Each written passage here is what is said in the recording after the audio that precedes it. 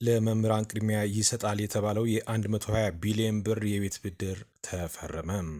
የኢትዮጵያ ንግድ ባንክና የአዲስ አበባ ከተማ አስተዳደር 41 ሺህ የመንግስት ሰራተኞችን የመኖሪያ ቤት ባለቤት የሚያደርግ የ25 በ75 ቤቶች ልማት ፕሮጀክት በጋራ ለማልማት የሚያስችል የመግባቢያ ስምምነት ተፈራርመዋል።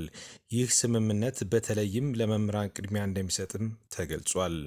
የአዲስ አበባ ከተማ አስተዳደር የቤቶች ልማት አስተዳደር ቢሮ ኃላፊ ወይዘሮ ቅድስት ወልደ ጊዮርጊስ እንደገለጹት ስምምነቱ ቤት የሌላቸውን የመንግስት ሰራተኞች ችግር ለመቅረፍ ያለመ ነው ተብሏል።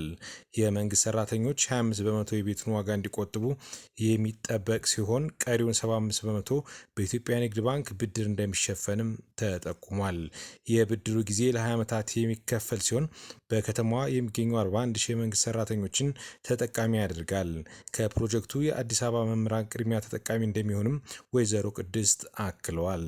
የኢትዮጵያ ንግድ ባንክ ፕሬዚዳንት አቶ አቤሳኖ እንደተናገሩት ባንኩ ለዚህ ፕሮጀክት 120 ቢሊዮን ብር ብድር ለማቅረብ አቅዷል።